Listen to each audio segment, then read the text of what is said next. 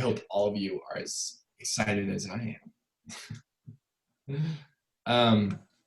Sweet. You're at Cal Poly Entrepreneurs. This is meeting number 8 of spring quarter. And tonight we have Michelle Scolaro, who is a realtor and Army vet. And if you didn't know, she is Sierra Scolaro's mother. And Sierra was president of this here club last year, or the year before that, sorry. She's going to be talking about developing your value proposition and prospecting. And then we have Jason Valdez. He's a category director for advanced product development at Hydro Flask. He's going to be talking about identifying white space and how to build a product to that space. So hold on to your seats, pull out a notepad and a pencil, and make sure you write down all these good nuggets of information that we're going to get tonight. All right, for our first announcement, we're going to kick it off to Kaylin. Yeah, hey guys, CPE is doing a collab with CPC, Cal Poly Consulting, and IBS, Investment Banking Society. So we have another meeting this week. It's on Friday at 11 a.m. Pacific Standard Time. The meeting ID is below, and it's featuring Gaurav, and he's the founder of Stay Touch. And Stay Touch is a company that is aiming to kind of revamp business cards by creating a networking platform through the touch of your phones. So I'm not 100% sure what exactly he does, but I'm interested to find out on Friday. So if you guys are interested, tune into this meeting. It should be awesome. We have 3 amazing clubs here. Hope to see you guys there. Awesome. Thank you, Kaylin. And I encourage everybody this. I went to a real estate club meeting just for fun today for the first time, and I learned a lot. So I'm glad I did that. So even though things are online and it's different this quarter, take advantage of these opportunities because, you know, one day you're going to be graduated and you're going to wish you could go back to things like this. Sweet. Jack, tell us about CPE hoodies. Yes. So as always, we're trying to make sure that you guys are staying like super stylish and looking great for your quarantine. So we got here some CPE hoodies. This is our second line of them. And this is probably the last week that we're going to be selling this line. So get them while you still can. Go ahead and hit that link down there if you're interested. And I will throw the link in the chat as well. And do that. And then I will go ahead. We'll go ahead and ship out a hoodie for you. And you will be looking awesome and representing the coolest club on campus. Awesome. Thanks, Jack. I love the color of course. Blue. Right? Me too. Yes. Madison has a cool giveaway opportunity. So Madison, take it away. Yeah, so we decided to extend the hoodie giveaway another week. So everyone has 1 more week to win a CPE hoodie for free. And all you have to do is subscribe to our YouTube channel where we post all of the Zoom meetings. And so like we have them recorded. So if you ever miss a Zoom meeting, you can catch up on there. And also we have some fun facts about ourselves, like the board members of CPE. So you have to subscribe and then choose any video on the channel. Like it can be a video about one of us, it can be one of the Zoom meetings, it doesn't matter. And comment your most inspiring takeaway from a CPE meeting. And then that's it. And a random comment will be chosen as a winner and announced at the next meeting. So yeah, I will put the link in the chat right now for the YouTube channel. But yeah, you guys should check that out. Awesome. Thank you, Madison. Yeah, we have a lot of good content on there. We also have all of the previous meeting recordings that are on there. So if you ever want to go back and refresh on what a speaker said, you can definitely do that. And next meeting will be our last meeting of spring quarter. So we have something great planned. I've already talked about it, but I'm going to say it again. We have Scott Bradley. He is the founder of Postmodern Jukebox. It is so incredible that we're having him come and talk. He has grown this Postmodern Jukebox into a global phenomenon with one video reaching over 1 billion views.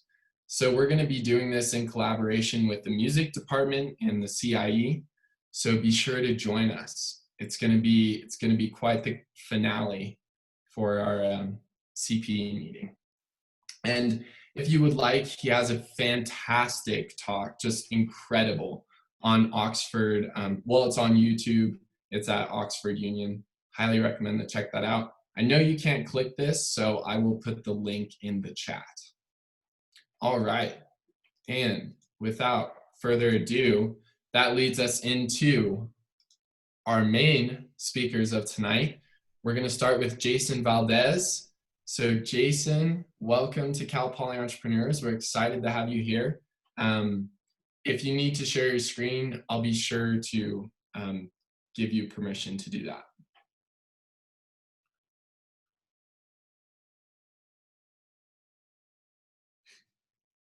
Static.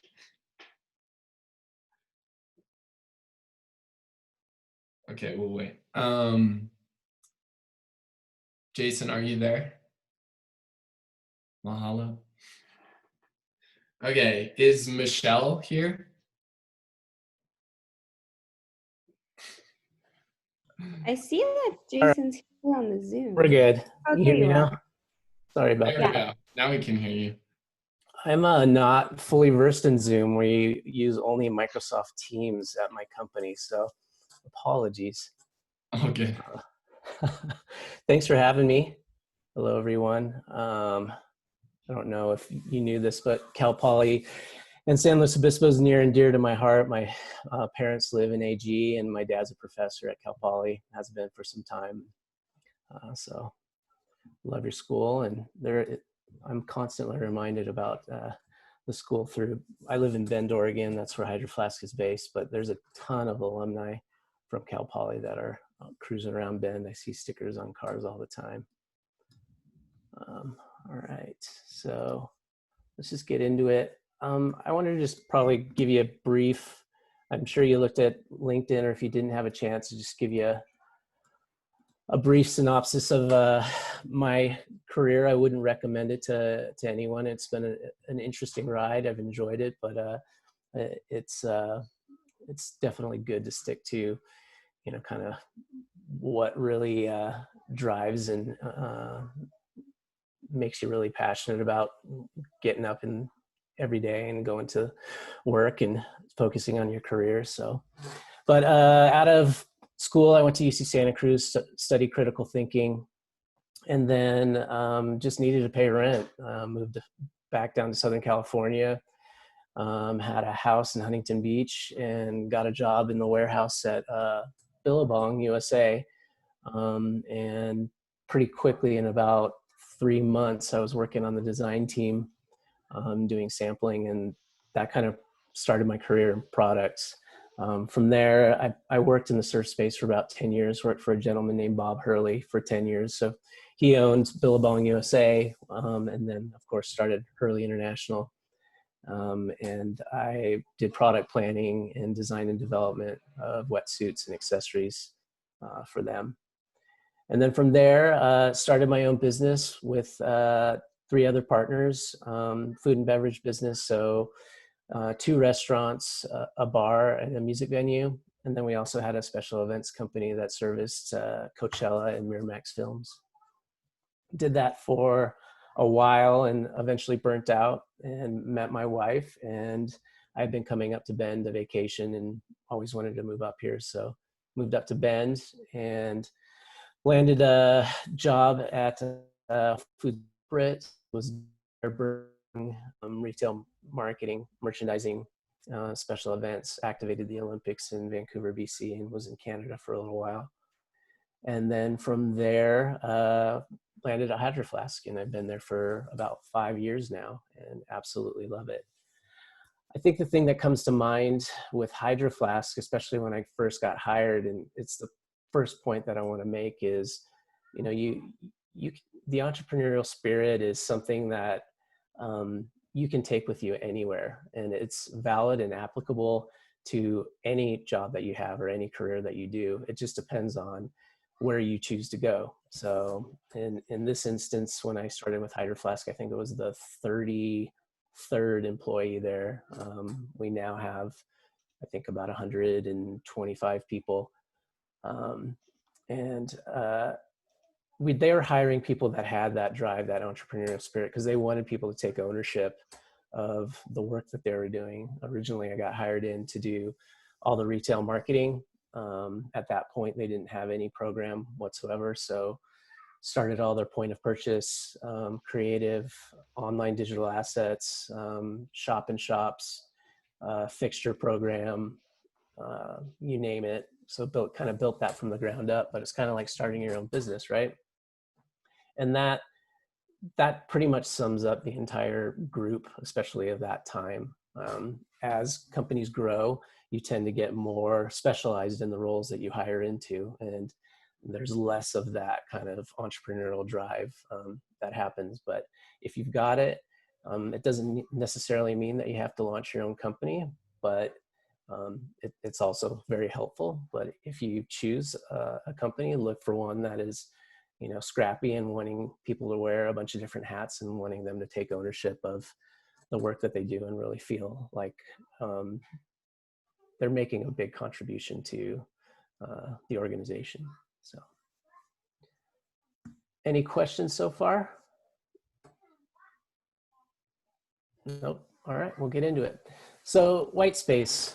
And somebody please jump in. I don't know, as far as your education so far, like how deep you've gone into product creation process or anything like that. So I'm going to just give an overview. If you want me to dig in deeper, please, anyone ask questions. You know, I know there's a Q&A at the end, but I'm a little bit more relaxed than that. So feel free to fire away.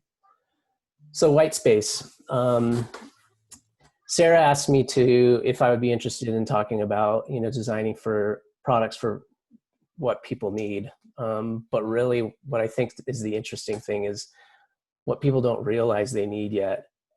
So if you think about, well, this happened, you know, in my 20s, it was probably way early on for y'all, but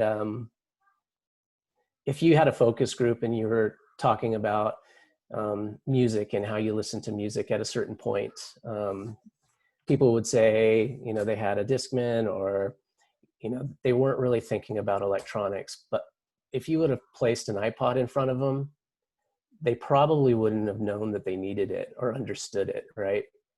And that's kind of the white space that I'm talking about. Finding a space where there's unmet, unarticulated needs that cover kind of these innovation opportunities. And that's where products and services don't exist. But people are going to understand the values and the definition of the business by existing competencies that they have. So fast forward to Hydro Flask as an example. Hydro Flask was founded on a white space. The water bottle market was pretty much dominated by a brand called Nalgene at that time, especially in outdoor. I'm sure you're familiar with that brand. Plastic, Triton water bottle, tried and true, pretty durable, pretty light. People used it for through hiking and backpacking, but it served their needs. They didn't realize they needed cold water. And that was when Hydro Flask was born and came in. Our founder was in Hawaii, had the Nalgene with some ice cubes in it, had sand all over his hands, was just fed up with that and knew that there could be a better way to do things. And from there, he basically took a trip to China and started digging around and looked up, you know, thermoses and realized that that could be used for a cold application. And no one was really thinking about that at the time. The only other bottle brand that was making things out of metal was Clean Canteen, and those were single wall. Those weren't double wall vacuum insulated. And so from there, he just kind of pulled some money together and started rapidly, you know, Hydro Flask was born, and we basically are the dominant force in the water bottle market right now, which is actually pretty sizable. So finding a niche too is something to be thinking about. So another example in my career was when I was with Billabong.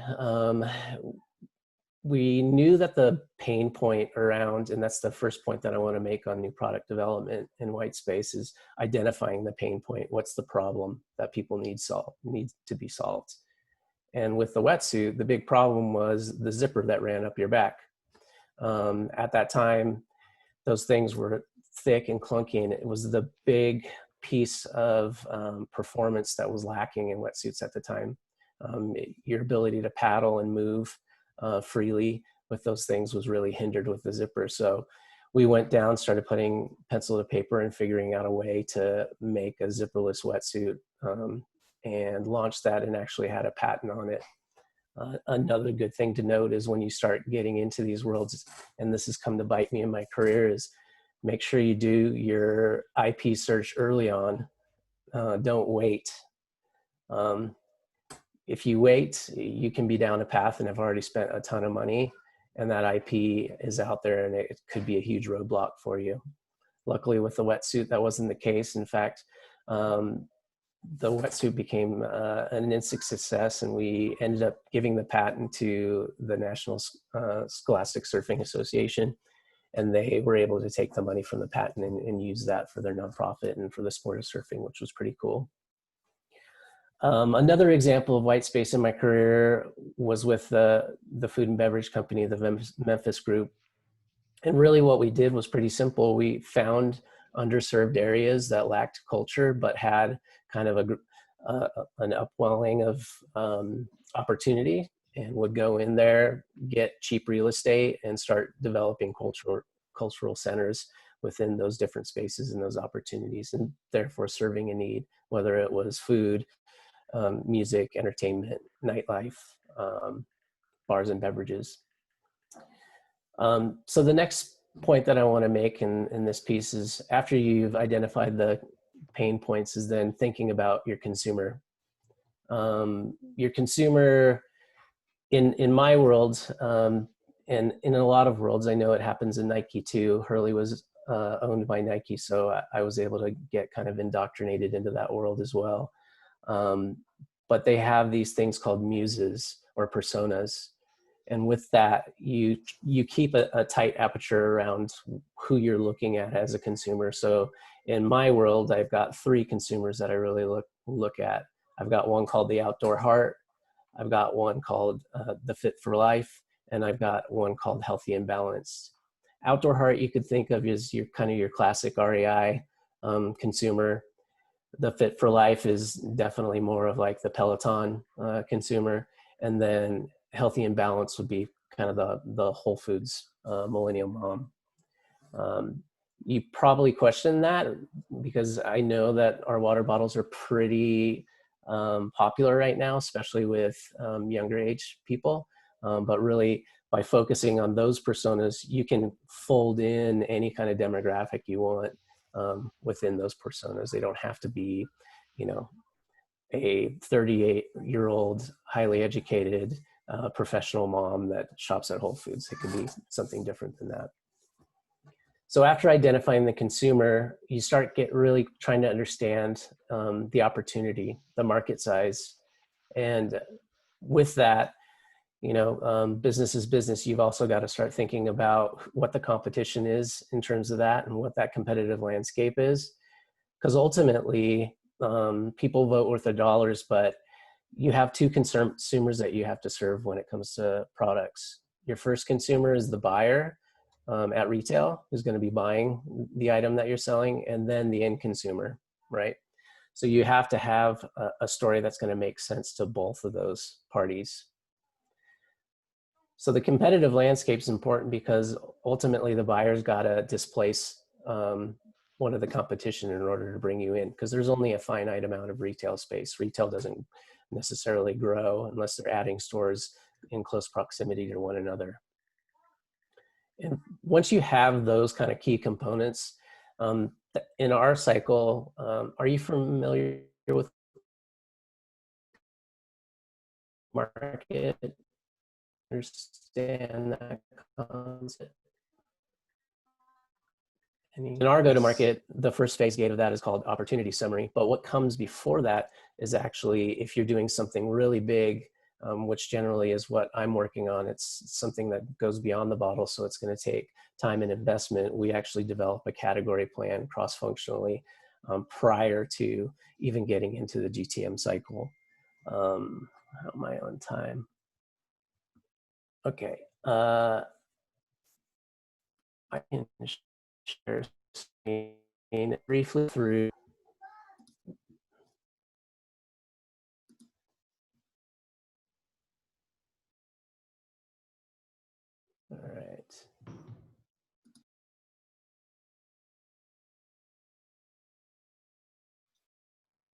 There we go. Yeah. You see that now? Yeah. All right. So I'm going to briefly go through. This was the entry into soft goods. So currently, I'm sure not all of you are familiar with the soft goods program with Hydro Flask, but we have soft coolers, we have apparel, a lot of which is built around kind of temperature regulation technology within the fabrics. We also have grocery totes and lunch bags, lunch boxes, bottle slings, quite a bit actually. But at the time this soft goods category plan was being launched, we were only thinking about 3 things.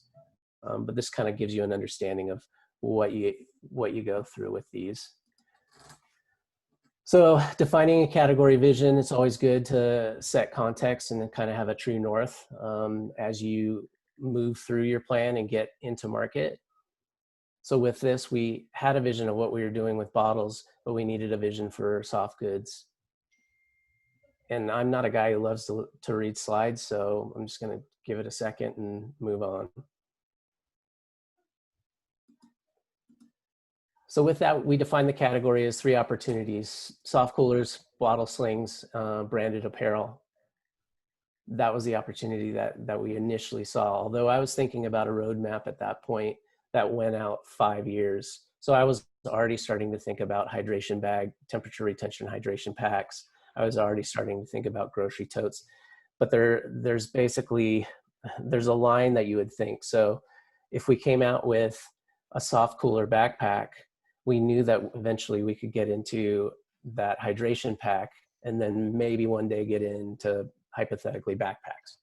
So you start thinking about linearly, you start thinking about the transition and progression of your product roadmap and how that's going to build in and how that feeds your revenue potential that you have. So you kind of build it in each year, and then you've got an understanding of what revenue targets you're going to want to try to hit. So kind of defining and setting the stage of what would set up a soft good for Hydro Flask. You know, we're known for color. We have this strikingly simplistic design, visual brand language that we would use. Thinking about comfortable carry, you know, we have a unique way that we build our lids and how they swing. And we knew that we had a lot of mind share.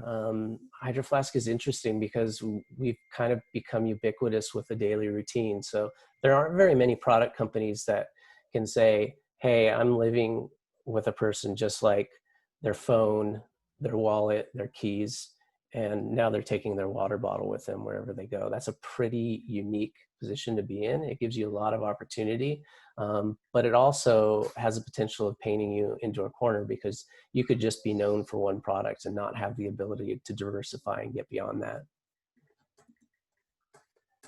So, you know, briefly, just defining the category, reasons to believe. This is a piece from our brand book and talking about the consumer experience. You know, we're known as the trusted sidekick. Our lifestyle connections connected and rooted in the outdoors. We're from Bend, Oregon. That's who we are. And our promise is to be refreshingly bold. It's always interesting when people first get the product and they leave ice cubes in there and they're in there way longer than they think they're going to be. And that's that kind of aha moment that people have with the brand. So this is when I started getting into kind of the competitive landscape and what's out there and what the pain points are. There was, at the time, there was really only 2 form factors, really only one. Comfort wasn't thought about. Secondary use and carry wasn't thought about. There was a lot of things that we identified. We did 6-city quantitative research with focus groups, numbering in about 250 people total. And then we did a quant survey of about 5,000 people to, you know, really dig in deep and get a good understanding. So from there, you get into product positioning. I couldn't emphasize this more. The overt benefit of the products that you're bringing to market.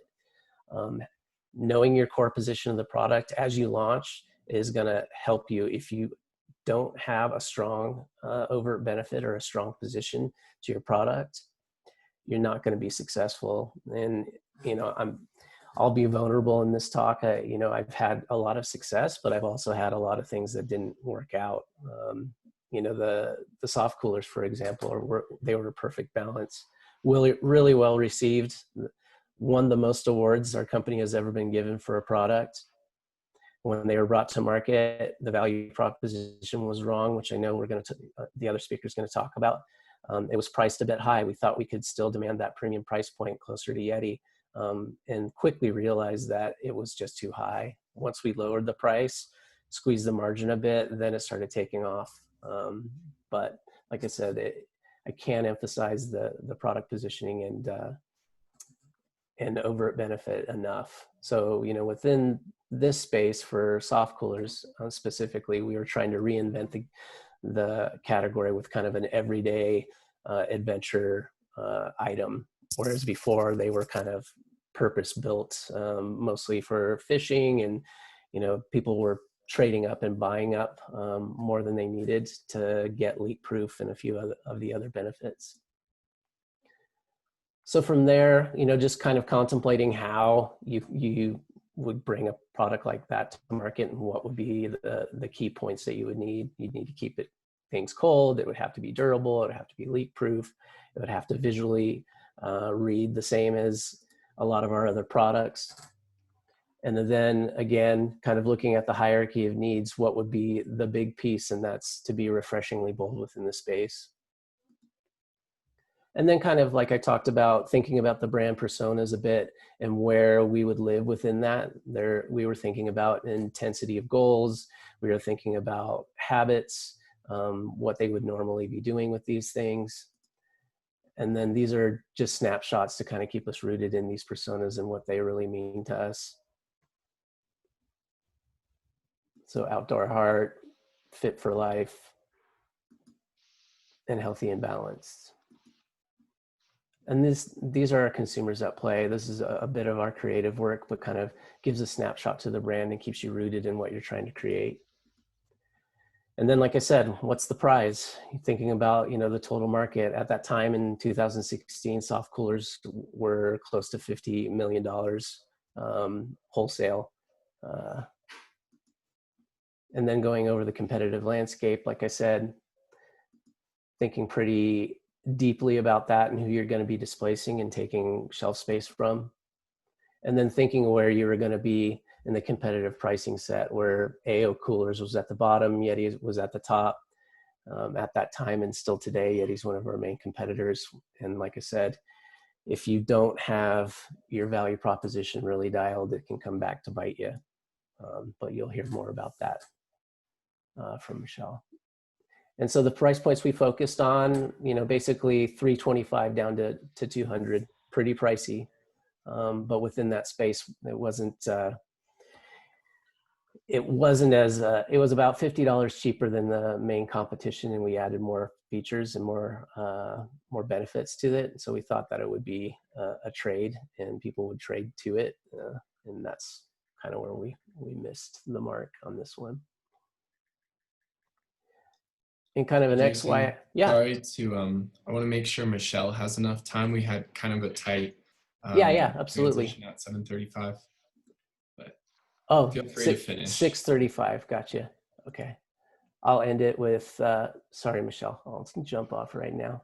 So I'll just end it with, basically, the white space is the thing where you'll get the biggest opportunity most of the time.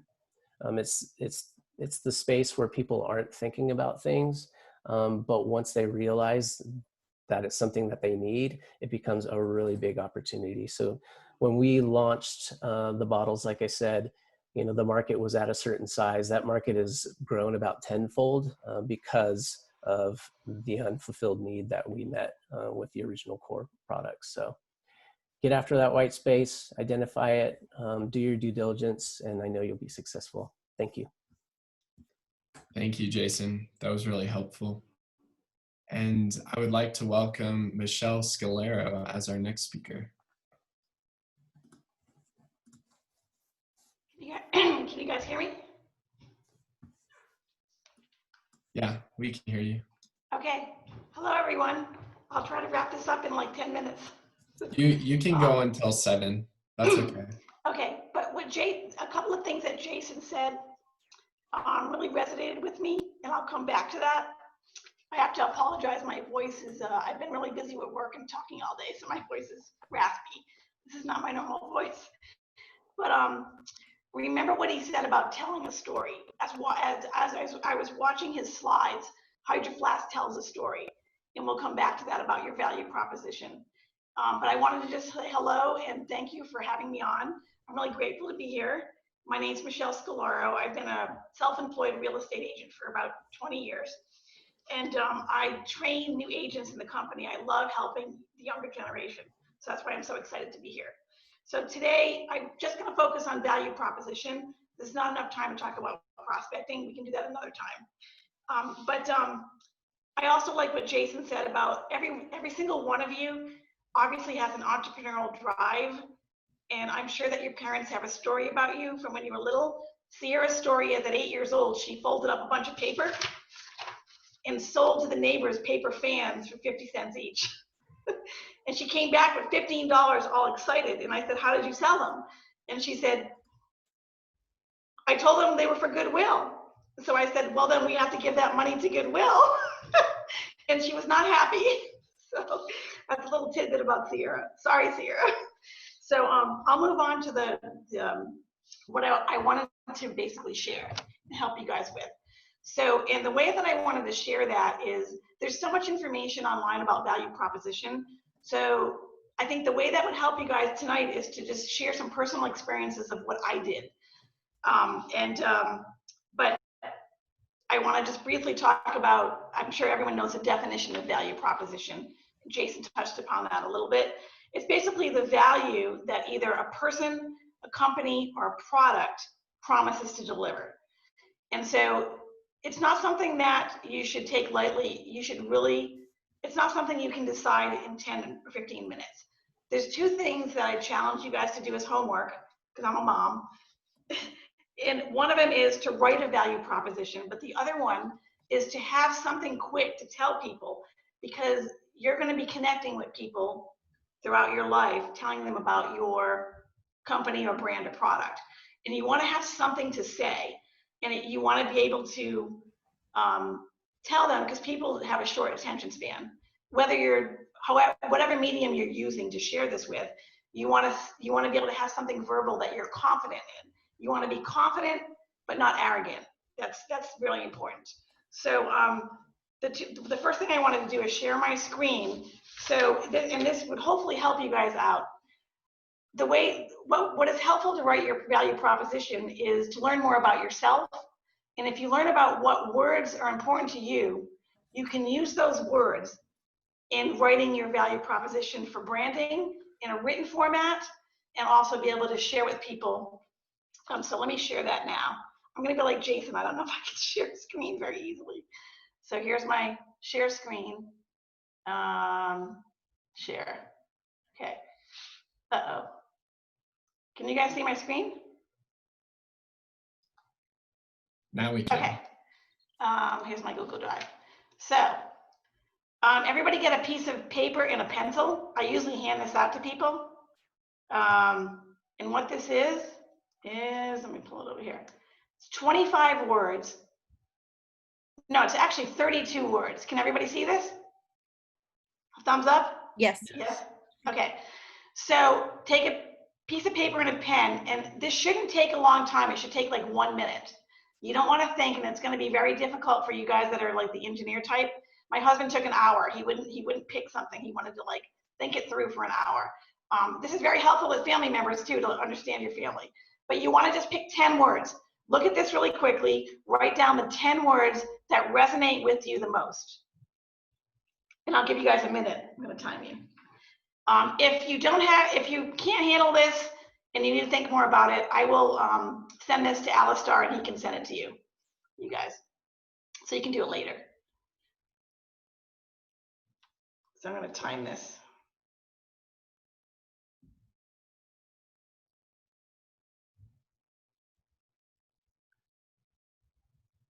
Okay, we got like 30 seconds left.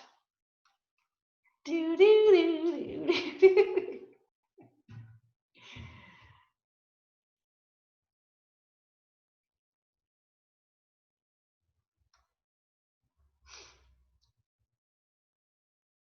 10 seconds. And like I said, if you don't do it, you can do it later.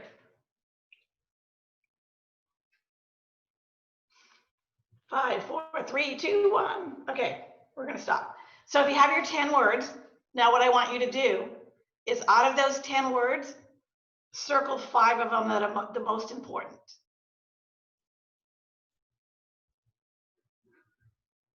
And I'm glad that you guys can't talk to me because sometimes people ask questions like, should it be my work? Should it be my personal? It's just whatever the first thing that comes to your mind, the 5 most important words. I'll give you another 10 seconds.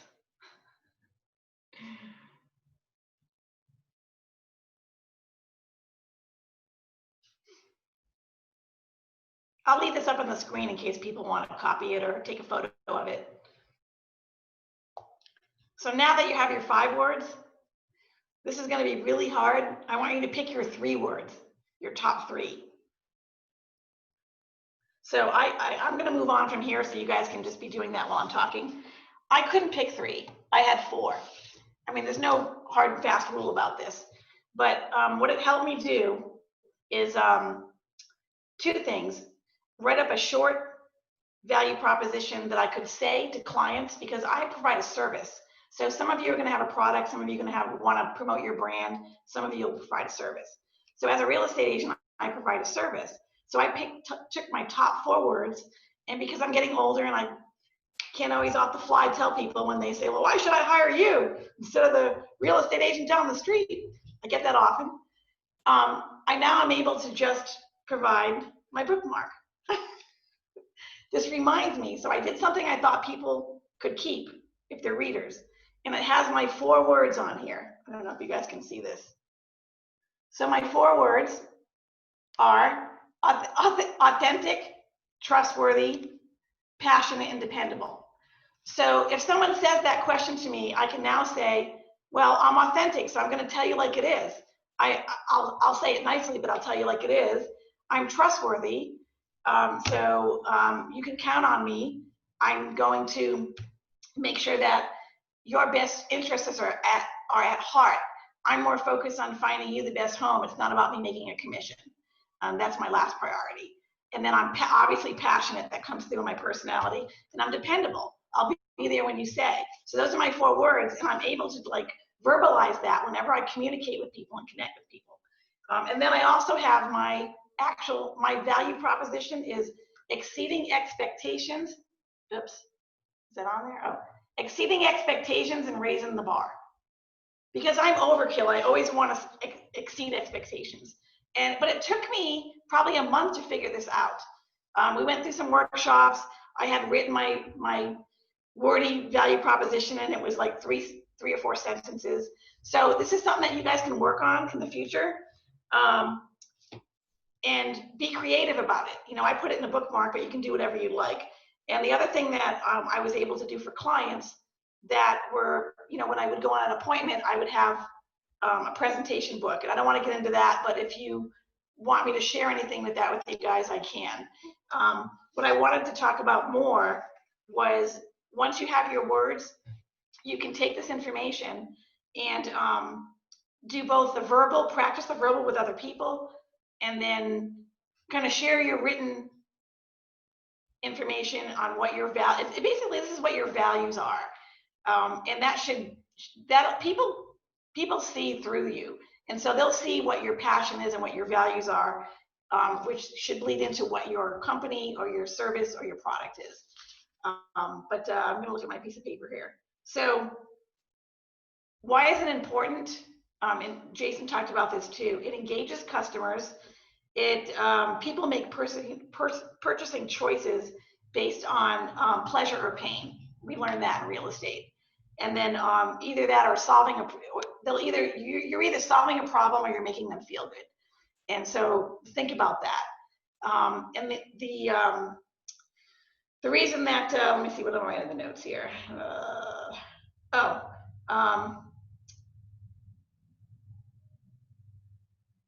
I already talked about story brand. So we started a new program in our company that I wanted to share because I train new agents, and somebody came in and presented to us story brand.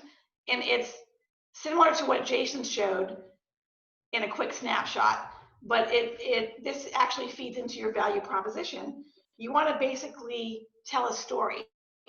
So when I saw this presentation, there was something that resonated with me that I'm going to share with you guys.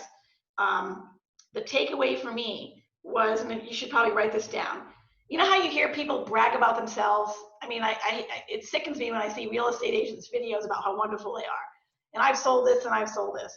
So I go in with an interview, and I ask questions. And so, and I'll get into that a little bit about prospecting, but what resonated with me is when you're telling your story, the heroes are the weakest part of the story. Think about fairy tales or Disney movies, right? The hero is usually the weakest part of the story. Being the hero is the fastest way to destroy your brand. So remember that. Be humble and have it be all about the experience and the clients who are buying your product or your brand or your services. So that's all I have to say, because I know we're getting short on that. I want to do question and answer because I would love to hear what you guys have to say in your feedback. The only thing I want to say about prospecting, I had a bunch of slides on that, but I'm going to cut it short. Maybe we can do another one another day. Is that, I mean, there's so much I could say about prospecting, but the class that I teach on it, you guys will all have to learn. Obviously, you've learned about this already with your CIE on how to find your niche markets. But once you get that niche markets, you guys should be starting now. If you don't have a CRM is a contact relationship management system. Some of them cost money, some of them are free online. If you don't want to pay for that, just start an Excel spreadsheet and start keeping a database of everybody, your family, friends, everybody you run into. Sierra is really good at this.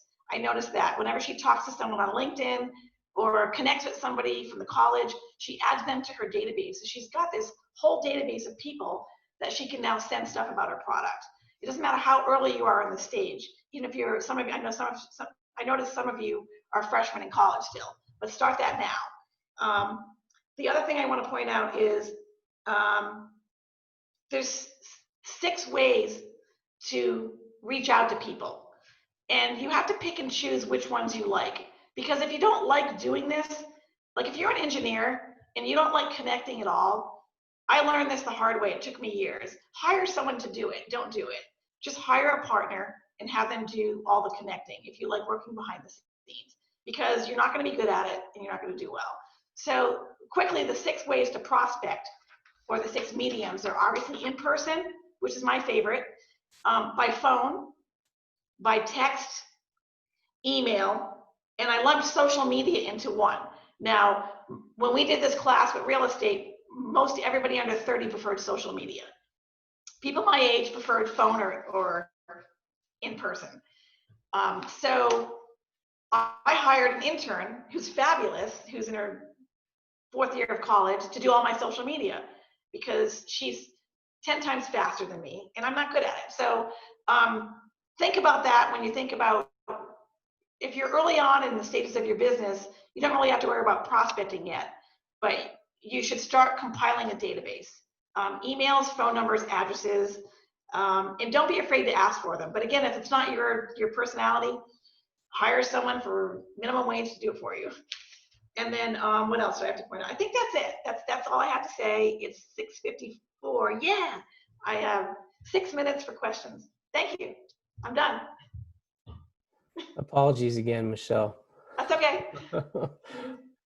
Too much content for 20 minutes. Yeah, I know. So what kind of questions do you guys have? I had a question for Michelle in terms of, you mentioned like prospecting, and I was just curious if you had any advice on how you can apply like prospecting to kind of like yourself and your network and expanding that. Like you mentioned how you could use it to maintain a product or a service, but has there been anything you've found helpful or relatable as far as like maintaining your own network of connections? when you say maintaining your own network, you mean your own network of people, right? Right. Okay, so it's going to be a personal choice every time. And that's how I run my business too. Every client's different. So I would want to sit with you and say, what do you like to do? The one thing, like I said, that you can do is just start compiling, a list of people. But I would ask you, are you a connector? Do you like talking to people? Yeah, I do. And I feel like the problem is like there's so many people I want to connect with. And so just maybe the question is like, how do you go about expanding and growing your network, but still maintaining like strong relationships? The best way to do that is to ask questions and listen. So I learned this a while ago. So to engage with somebody, people love to talk about themselves. And so even if someone's not very outgoing, I gave this list to my husband because he's very antisocial and he has anxiety about being in groups. So there's an acronym called FORD, F-O-R-D. It's called Family, Occupation, Recreation, and Dreams. So if you're in a social setting with friends and in the back of your mind, you want to really share about your company and things, ask questions first. People will like you. They'll feel like you're interested. And I guarantee you, they'll ask what you're doing at some point in the conversation. If they don't, then you shouldn't, pursue them anyway. There's that rare narcissist, So that would be my advice, is to just ask questions, learn about people's life, because that's going to help you, especially if you're trying to socialize with people in your target market. Right? You want to learn more about that target market anyway. So I guess one of the points I wanted to make, I wrote down and I forgot to put here. One of my favorite quotes: if you're talking, you aren't learning anything new. So try to use that in social environments and you'll be everybody's best friend. It's shocking when you try it. Okay, awesome. Thank you. Thank you. That was great. It reminds me of a book called How to Win Friends and Influence People. Have you read that before, Michelle? That's Dale Carnegie, right? Yeah.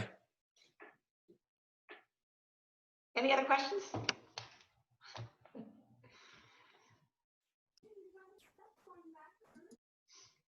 So I have a question. How do you, how has those 4 kind of like character traits helped you in the real estate business? It helps me define my value pretty quickly.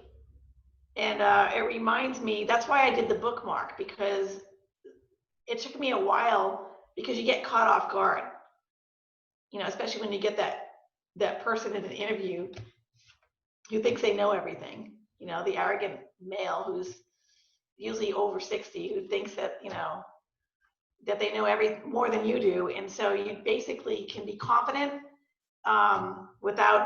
when you know what your value is, you can be confident but humble. And I just ask questions. But I guess to answer your question, those help me explain to people what my value is in a short amount of time. Mm-hmm. And you'll find that when you're interacting with people in a social setting, you won't have a lot of time. Like, they may not give you 10 minutes to hear about your product or your service. And so, after they've shared their story for 15 minutes and finally say to you, so what are you doing lately? You can share a little bit about what you're doing. And then if they ask, why is your product any different?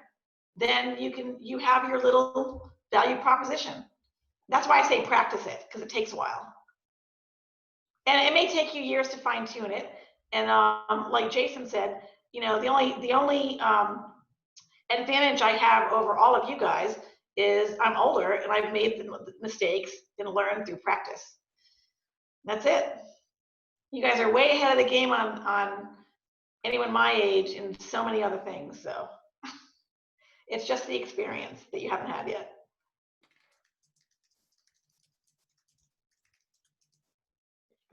Thanks. I have a question for Jason. You mentioned how sometimes, like with electronics and what Hydro Flask did, it's important to find the white space and give people products that they didn't know they need. So when you're first trying to sell that product or service and market it, how do you convince your clients that they need that product? Yeah, that's a great question. It's, back to the story piece, and you've got to kind of take them on the journey, and give them the context of why they need that thing. Michelle, hit it right. People, they generally buy on emotion, even if they're buying to service a pain point that they have. They're still buying on emotion. That's why Hydro Flask is successful, because they of all the bright colors, and it just makes people feel happy, and it's under $50 and it brightens their day. So that's the emotional element of it. The pain point is you don't want to have a hot water, when you get into your hot car after you've left your water bottle in there. So those are the two key pieces. But yeah, giving them, basically, they get there pretty quickly on their own. You just need to kind of take them on the journey, and kind of show them the way. But like I said, the key is don't forget this. You've got two consumers. You've got a buyer in consumer products, and then you've got the end user, and that's also the consumer. So you've got to kind of do two wins. So you've got to convince. You've got to convince that buyer. Right now I'm selling in a whole new product line that's really exciting, and can't talk about it just yet because we're a publicly traded company, but I'm trying to convince the buyer at REI to give me a huge set of floor space in this really interesting retail time. So a lot of convincing and a lot of storytelling on that one. Well, thank you. Going off of that question, I know a lot of times, like, startup companies are like, oh my God, we have this great idea. It's going to be super rad. It's going to do all this stuff. And then they go to launch it and there's just not a market for it there. So how do you're like, okay, there's this white space, but then how do you stay away from there not actually being a want or a need for that product? Oh, there's tons of validation that happens all the way through. We have user testing, so groups of athletes and different individuals or people who are our influencers on Instagram, will get product in their hand and have them start using it to validate that our assumptions are correct and that there's actually a desire. Like I said, you have to know what the market size is and what you could possibly get, and you can do that through tops down and bottoms up forms. But getting it into people's hands and having them go, oh gosh, yeah, this is cool, and trust me, they're brutally honest, and we pay these people, and they will tell you if the product doesn't make any sense and they don't get it. Jason, I had a more specific question, just it's kind of about your background that you were talking about. How did you get started breaking into the surf industry, and do you have recommendations for someone who wants to break into that today, just as someone who knows a lot about it? I mean, my gut says don't do it unless you're going to work for Vans. It's a tough market right now, as you know, and as with a lot of these apparel companies that are focused on specific sports, they're getting bought up by a lot of bigger companies. So, individualism and that type of thing, it doesn't exist as much as it did when I was younger, in my 20s and out of college. I would recommend getting into a smaller label, where, like I said, you can kind of work from the ground up and learn a ton. I have got a great friend who owns a company called Rourke, something that size, where you can kind of learn a lot and ask a lot of questions, and it's okay to, kind of fall down a bit. That's how we learn. But that's what I would recommend, going in with the smaller brands, or get an internship through a larger one, and then kind of figure out where you want to go from there. But it's a really interesting time for surf right now, and I'm super curious to see, Absolutely. how it goes. But happy, I am a connector, love it, and know a lot of people in that industry. So, feel free to ping me on LinkedIn, and I'm happy to do any intros. Yeah, sounds great. I'll reach out to you. Thank you so much. Absolutely. And on that note, if anyone has any additional questions, what's the best way, Michelle and Jason, for that people can reach out to you? I think LinkedIn would probably be best, and just message me through there. My email is probably the best, or my phone number. So I'll put that in there. Perfect. And I have that as well. So if anyone would like that email, I can share that. And I just wanted to say thank you to both Michelle and Jason for coming and speaking with us tonight. I know it was a little bit tight on time, but thanks for working with us. I think it was really valuable. And just to close off, we have 2 announcements, one from Sophie, real fast. We can't hear you, Sophie. I can never understand Zoom. Because it's near the end of the quarter, we want to keep you guys kind of up to date with everything entrepreneurial. So if you look in our email, there's a book and a podcast of the week. And on our website, there's also a whole list of things that you can kind of do to keep you informed. So just check that out once over the summer when you're interested. Perfect. Thanks, Sophie. And Armand? Yeah. All right. To close things off, again, since it's the end of the quarter, we just want to grab some comments, recommendations, and anything that is on your mind about CPE, about this online quarter. Next quarter, we don't really know what's happening, so we have to plan for both situations, and we'd really like to see your input. I dropped a link to a survey in the chat. If you'd like to check it out, we'd really appreciate it. Yeah, please fill that out, and if you have any ideas, we'd love to hear them. And then lastly, I just want to say thank you to everyone who came out tonight. I hope you learned something, and we'll see you all of you next week for our last meeting of spring quarter. All right. Bye, everyone.